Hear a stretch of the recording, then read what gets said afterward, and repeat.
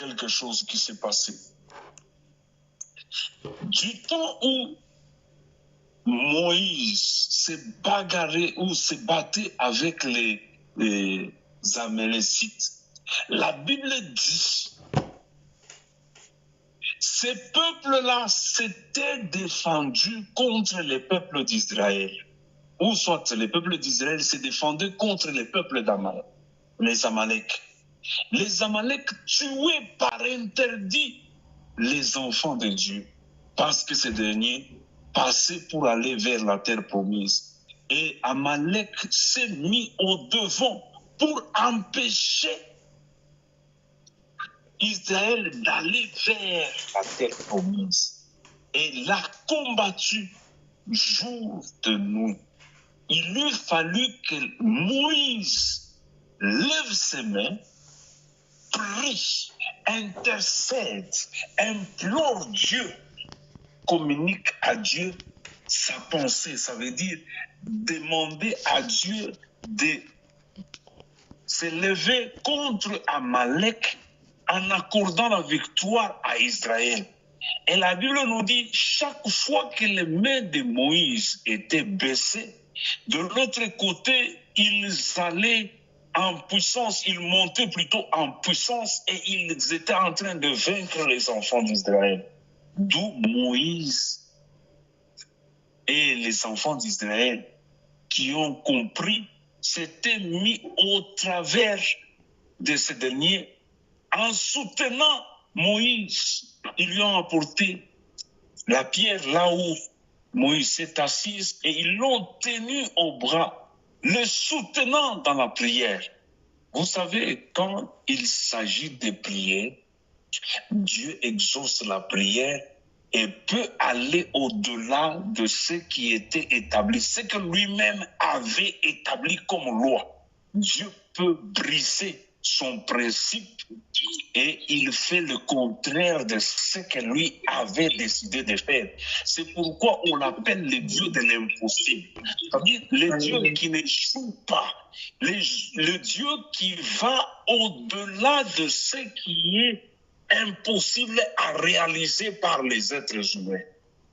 Imaginez, si Moïse n'avait pas intercédé, Amalek, profitant de la fatigue du peuple d'Israël, devait vaincre Israël. Et cela resterait ou risquerait d'être une défaite de Dieu qui a dit au peuple de quitter Égypte pour la terre promise. Quand Dieu dit aller vers la terre promise, ça veut dire il sait qu'il va vous y accompagner et que vous deviez aussi y arriver. Voilà que Amalek s'est mis pour barrer les chemins en tuant le peuple de Dieu, en tuant les enfants d'Israël. Amalek est venu désobéir au plan de Dieu, il est venu déstabiliser la réalisation du plan de Dieu. Donc, les diables, quand ils se lèvent dans la vie d'une personne, ce n'est pas pour lui faire du bien, ce n'est pas pour l'aider, mais c'est pour les désorienter, l'égarer, parce qu'il sait qu'il a très peu de temps. Il sait que son temps est compté, son temps est limité. Une fois que son temps est limité, et compté, calculé, déterminé d'avance, il sait qu'il ira dans le feu éternel. Il sera consumé.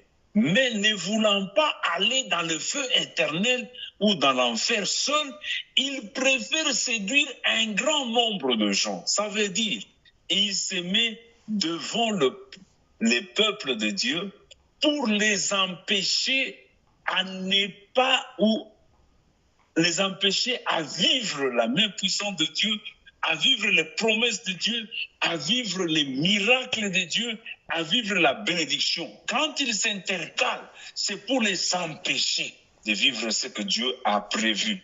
Or, la Bible nous dit, le plan de Dieu, les plans et les projets qu'il a formés pour nous, c'est un projet et un plan de bonheur, de prospérité et non de malheur. Donc, Dieu veut nous voir dans la joie. Dieu veut nous voir dans le bonheur. Dieu veut nous voir dans la prospérité. Dieu veut nous voir dans la réussite. Dieu veut nous voir dans l'excellence, dans l'élévation. Et la Bible dit, Dieu veut que nous soyons la tête et non la queue. Dieu veut que nous soyons une source de bénédiction pour les autres. Nous ne sommes pas appelés seulement à être bénis et à cacher notre bénédiction, ou soit à témoigner. Et il s'est limité à cela. Nous sommes appelés à être bénis, témoigner et être aussi une source de bénédiction pour les autres. Ça veut dire, on peut même créer des emplois là où on engage ceux qui sont au chômage, leur permettant aussi de jouir de la grâce de Dieu. Quelqu'un qui a une maladie infirme, quelqu'un qui est infirme, ou bien une maladie incurable, cette personne-là désire vivre la main puissante pour voir son infirmité disparaître, pour voir sa maladie qui dure, une maladie incurable qui a beaucoup duré, disparaître. Vous connaissez le cas de la femme qui a connu le problème pendant 37 ans. Vous connaissez le problème de Lazare, qui a été même enterré 4 jours après, lorsque Christ s'est rendu au cimetière ou à la tombe de Lazare. Il y a eu des esprits de découragement. Le diable est entré dans la bouche de gens découragés et pour empêcher Christ à aller réaliser ou à aller matérialiser quelque chose qui était bien. La résurrection. Le diable n'aime pas la résurrection. Il n'aime pas la bénédiction. Il n'aime pas toutes les bonnes choses. Quand tu entreprends quelque chose et cela produit des fruits dignes, le diable n'est pas du tout content. Imaginez, il pleuvait en Israël du temps d'Élie et les gens voyaient la pluie. Mais quelque part, un homme a voulu que les gens arrivent à découvrir que Dieu est le créateur de toutes choses, tant visibles qu'invisibles. Cet homme-là s'est élevé pour annoncer au peuple qu'ils doivent choisir entre Dieu et le diable. Ce dernier a fait quelque chose qui a bouleversé la loi de Dieu. La Bible dit la pluie cessa de tomber, alors que c'était une loi que Dieu a établie, la loi de la nature, que la pluie devait tomber à son temps. Vous vous souviendrez, Jésus, quand il passait vers l'arbre là, il s'attendait à manger le fruit de cet arbre. Ça veut dire, c'était pendant la saison où l'arbre devait produire les fruits.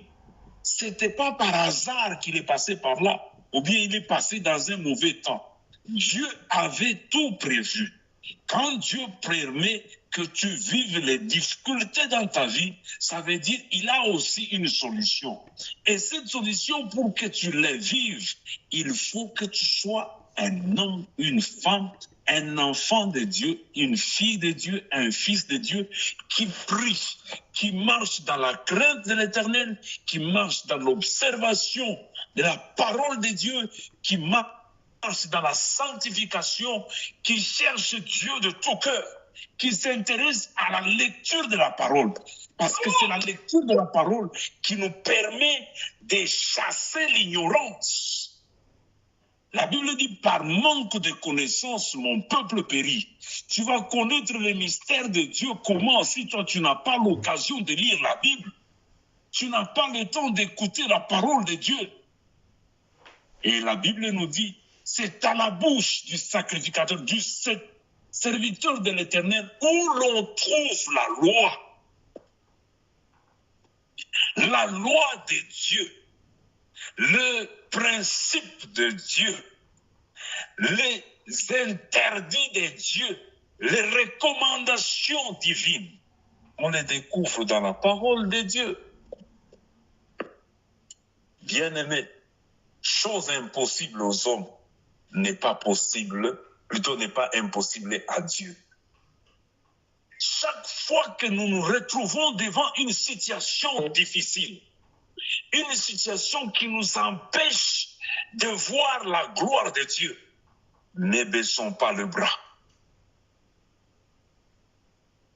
Si vous baissez le bras, ça veut dire que vous avez limité votre Dieu. Vous avez empêché Dieu de faire quelque chose de bien. Vous avez empêché Dieu de réaliser des prodiges et des miracles qui pourront gagner des âmes et les ramener vers lui. Ce temps-ci, c'est le temps de la fin. Les signes, les promesses, les prophéties sont en train de s'accomplir une à une et elles s'acheminent vers la fin. Donc la fin des temps est proche. Mais les jours, ni moi, ni vous, ni les révérends, ni qui que ce soit sur cette terre ne le connaît, si ce n'est Dieu lui-même, ou soit Christ lui-même. Les jours du Seigneur viendront comme les jours d'un voleur. Quand Christ viendra par surprise, il va te trouver dans quelle position? Dans la position où tes bras sont levés pour briser, pour pousser Dieu à briser la loi de la nature. Du temps de Josué, quand il s'était retrouvé qu'il fallait combattre et que la nuit commençait à venir, c'était la loi.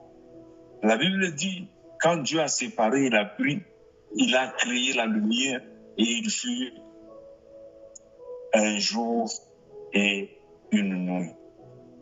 Dieu a séparé le jour, il doit séparer le jour et la nuit. Il établit cette loi et il dit qu'il en soit ainsi et il était heureux. Donc c'était bien qu'il y ait la nuit, qu'il y ait aussi les jours. Mais ces jours-là, Josué a dit, Seigneur, il a parlé à l'Éternel pour que Dieu puisse changer la loi de la nature. Il a changé ce que lui-même avait établi. Il n'a pas honoré ce qu'il a pris comme engagement avec le soleil et les ténèbres pour qu'il y ait la lumière sur terre. Il a préféré garder la lumière pendant beaucoup de temps parce que son enfant a imploré sa grâce. Un enfant de Dieu, un serviteur de Dieu, une servante de Dieu, quand elle prie et elle se réfère à la parole de Dieu. Pourquoi j'insiste sur la lecture de la parole de Dieu? C'est pour chasser premièrement l'ignorance. Et quand on chasse l'ignorance, on accroît, on agrandit la foi. Je me souviens, les disciples avaient demandé une fois à Jésus de leur donner la capacité donc d'augmenter leur foi. Moi, j'étais content quand je lisais ces paragraphes. Ce sont ces gens-là qui avaient besoin de dire ou de pousser Dieu de faire de grandes choses. Nous étions en train de prier quand on était encore jeunes. Et pendant qu'on priait, quelqu'un a parlé sur Dieu qui a fait les choses impossibles, choses que l'homme ne peut pas changer, ce que Dieu lui-même ne peut pas violer, mais il peut le faire. La Bible dit, si vous avez la foi, une foi qui est comme la graine de sénévé, la graine de sénévé, c'est un grain, quand on la jette dans la terre, on la sème, lorsqu'elle pousse, elle grandit et devient un arbre géant et élancé qui peut abriter les oiseaux et les animaux en dessous de lui. Donc la foi, quand elle est certainement posée sur Christ, sur la parole de Dieu, elle peut créer dans l'homme la capacité de voir au-delà de son entendement. C'est d'ailleurs la clé même de l'invention. Pour inventer, Ça veut dire pour mettre au point quelque chose d'aussi important, on est appelé à imaginer. Ça veut dire à avoir, à développer la foi, la croyance, la détermination, la ferme conviction d'atteindre quelque chose qui est impossible. Si aujourd'hui, on est en train d'innover la terre des technologies de pointe, quelque part, ces gens ont conçu quelque chose qui n'existe pas et ils se mettent à vivre ou à faire des recherches, des expériences jusqu'à ce qu'ils obtiendront les technologies de pointe que nous connaissons. Quand on a la foi, rien n'est impossible à celui qui croit. Et le Dieu que nous prions, il est capable de nous faire, de nous utiliser puissamment afin de réaliser des choses impossibles. Ça veut dire que Dieu est capable de rendre les choses impossibles devant l'homme et les rendre possibles à cet homme par sa main puissante.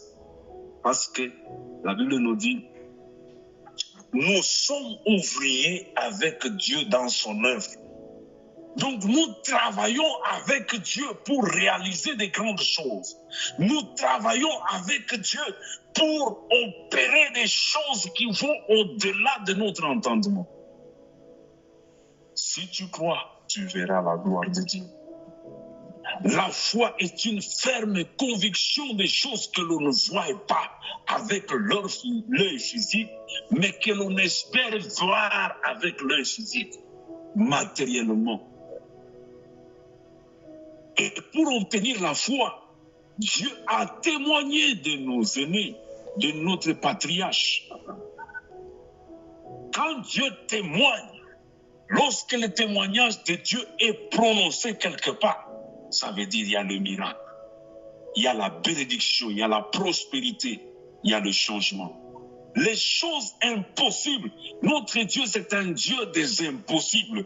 Ça veut dire qu'il est capable de rendre des choses difficiles, des choses que l'on ne peut pas transformer, l'on ne peut pas arriver à donner la résolution ou la solution par rapport à ces difficultés, à ces problèmes-là.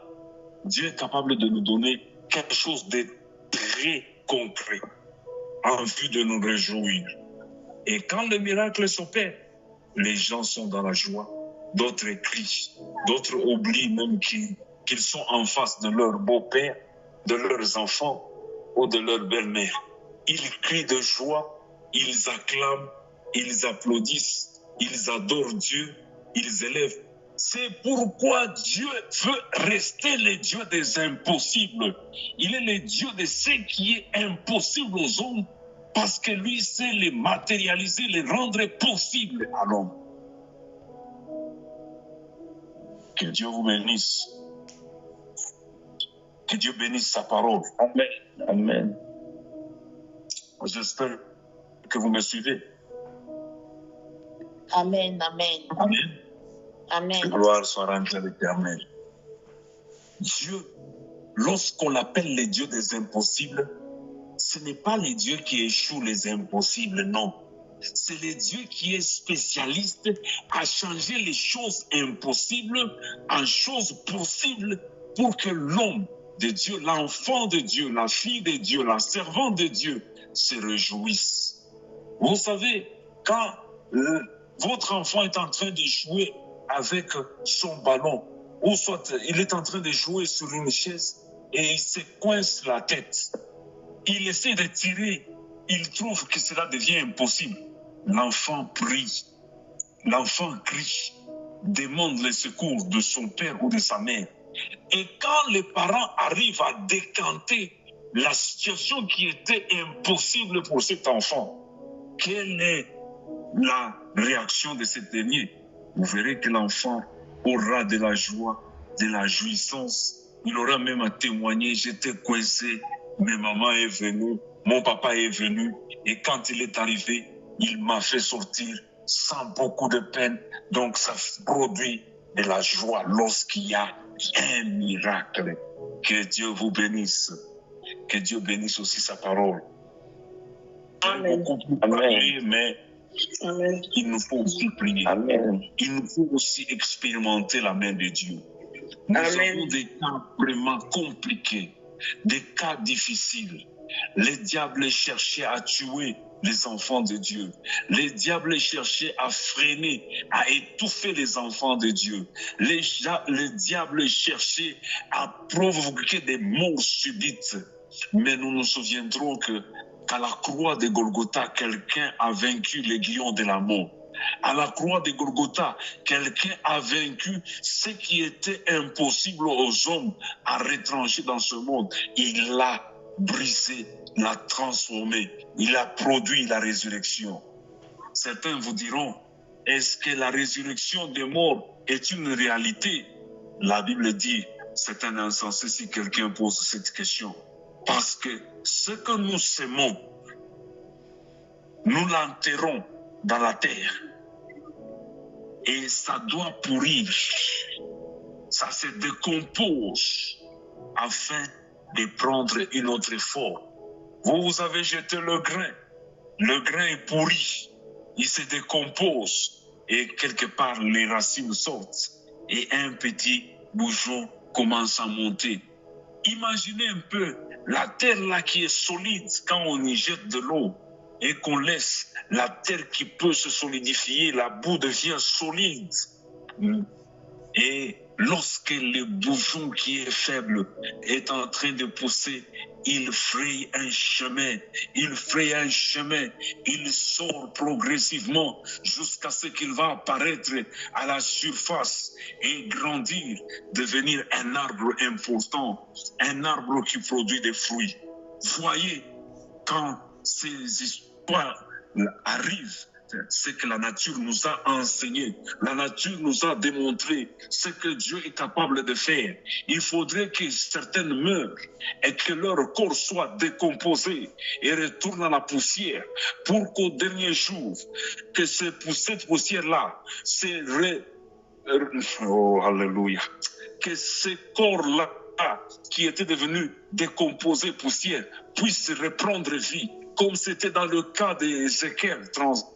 Vous connaissez, la Bible dit, Dieu a posé la question au prophète, est-ce que ces eaux pourront-ils revivre? Il a dit, tu le sais Seigneur. Parce qu'il savait que Dieu était capable de faire les choses impossibles, de les dompter, de les travailler, de les transformer en choses possibles. C'est pourquoi on l'appelle le Dieu des impossibles. Ça veut dire le Dieu qui réussit là où les choses sont impossibles. Notre Dieu n'est pas un Dieu mort. Notre Dieu n'est pas un Dieu qui n'a pas de main. Lui qui a créé les mains, il est capable d'œuvrer avec ses mains.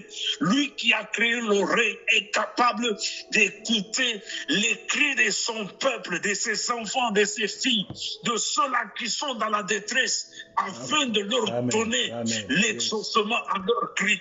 Dieu est capable de faire des choses qui vont au-delà de notre entendement. Que Dieu vous bénisse. Yes. Amen. Amen.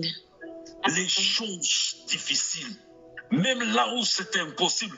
Voyez un peu l'arbre qui est en train de pousser, lui qui était pourri, lui qui était faible, qui était sans force, mais peut forer le sol qui est solide pour apparaître et prendre l'élan de grandir et de devenir un grand arbre, ou bien produire les fruits, les arachides et tout ce que nous connaissons.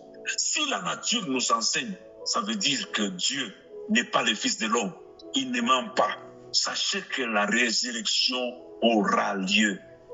Les morts résisteront premièrement et les vivants et les morts tous seront transformés et ils auront un corps céleste qui ira dans les airs à la rencontre du Christ.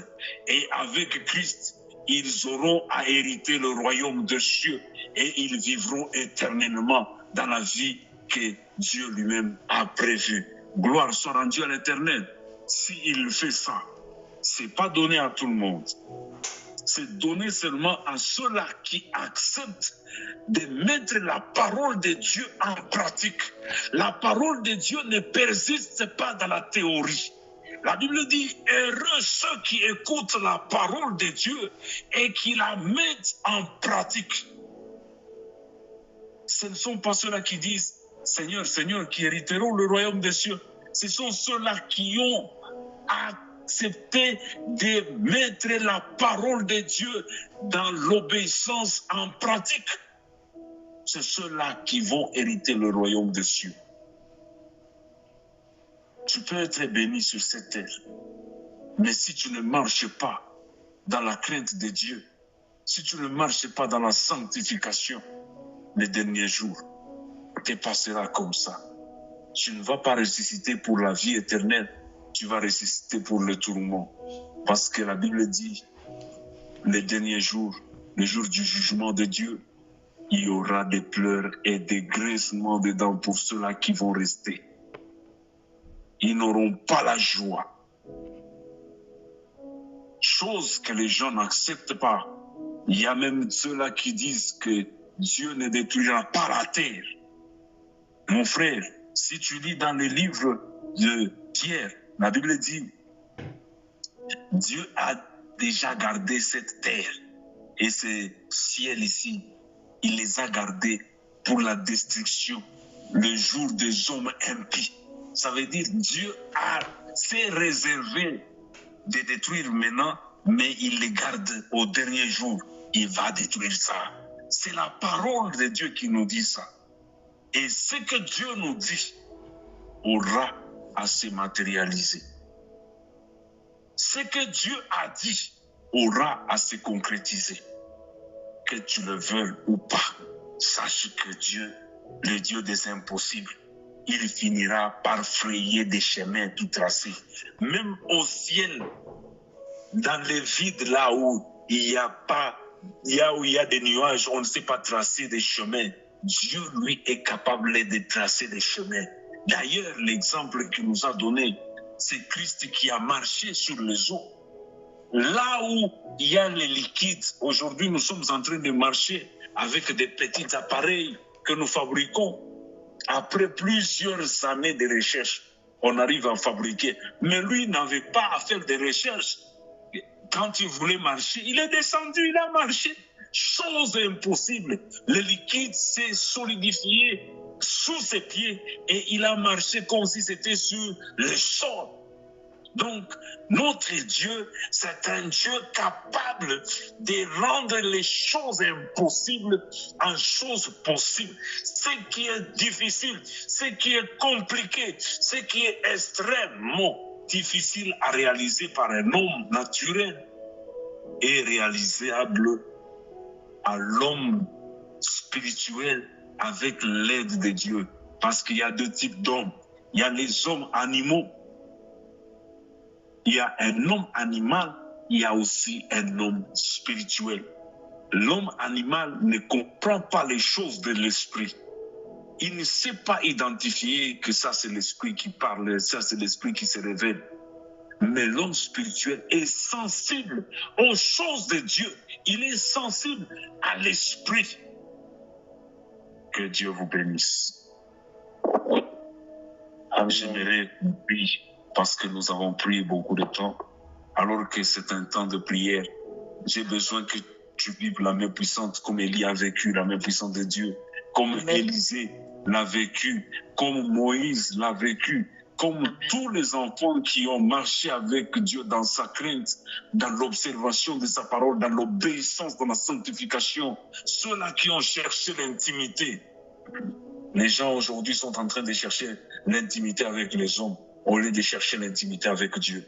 Parce que si ton intimité est meilleure, ta relation avec Dieu est meilleure, il est capable de faire aussi des grandes choses. La Bible nous dit, Élie était de la même nature que nous. Il a prié et la pluie a cessé de tomber pendant 3 ans.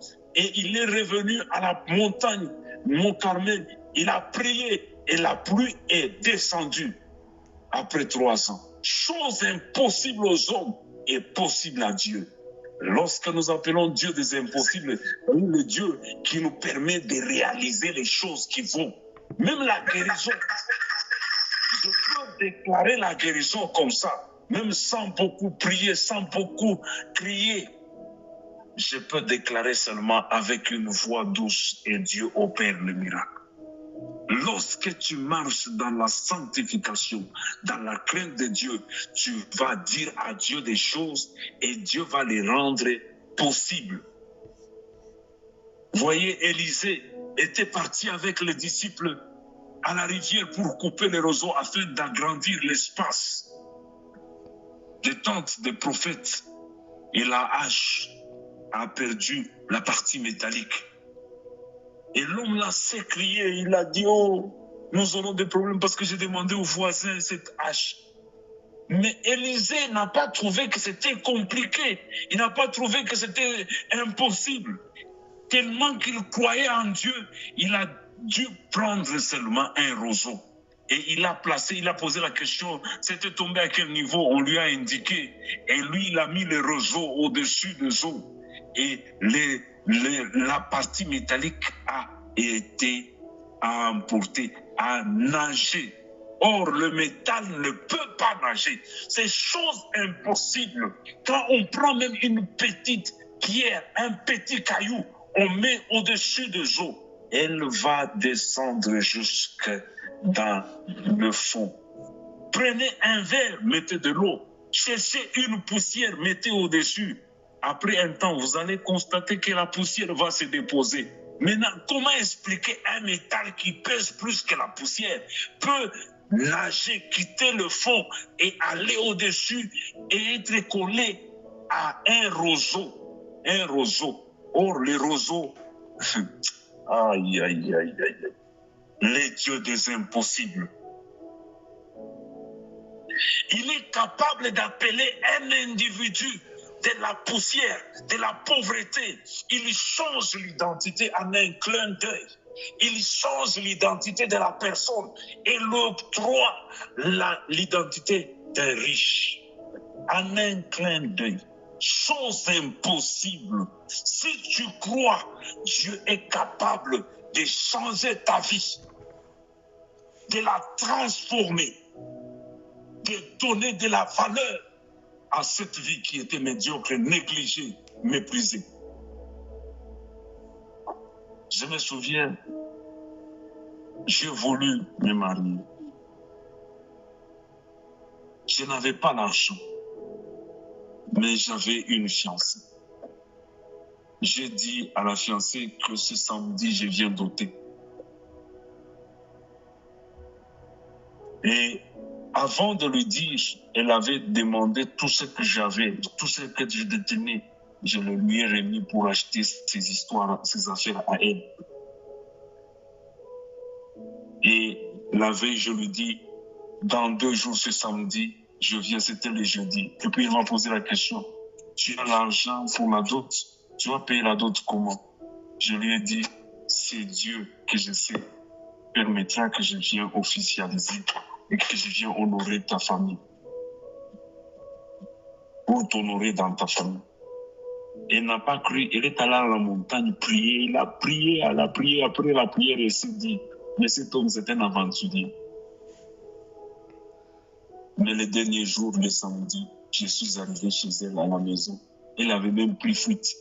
Elle s'est dit, non, cet homme, c'est un fou. Il n'a rien, mais il promet. Elle est allée se cacher sur sa grand-mère. Nous sommes arrivés à la maison, on a attendu 2 heures du temps pour qu'elle arrive. Elle n'était même pas convaincue que je suis venu avec la dot. Les dieux des impossibles, parce que j'ai cru à cette parole que j'ai dite là, les dieux des impossibles a ouvert les écluses des cieux. Et j'étais dans la possession de la dot, je suis allé doter avec fierté. Parce que quelque part, un Dieu des impossibles a agi. Il a produit un miracle. Il a produit ce qui est impossible. Il les a transformés en ce qui est possible. Dieu est capable de vous honorer aujourd'hui.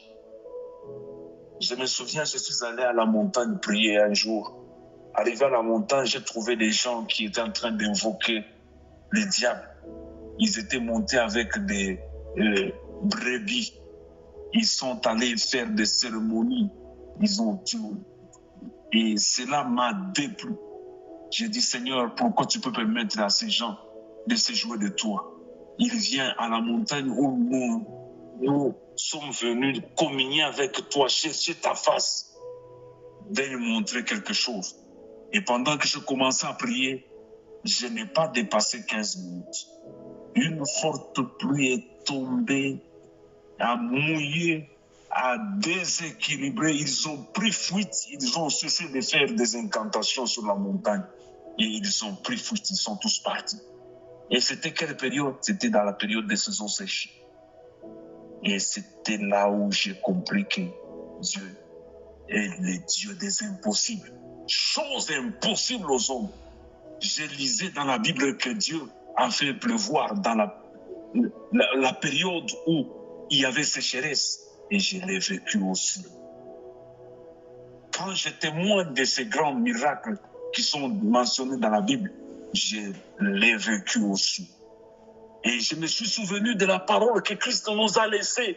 La dernière parole qu'il nous a dit, si vous croyez en moi, vous ferez de plus grandes choses que ce que j'ai réalisé dans ce monde. Gloire soit rendue à l'Éternel. Et nous allons bénir notre Dieu par la prière. Prions et remercions l'Éternel pour sa parole. Seigneur, nous te sommes grandement reconnaissants. C'est toi qui as voulu nous parler au travers de cette exhortation, de cette prédication d'aujourd'hui, de cet enseignement d'aujourd'hui. Que l'adoration te revienne parce que tu es Dieu. Tu connais les problèmes de ton peuple. Je t'adore parce que tu es là.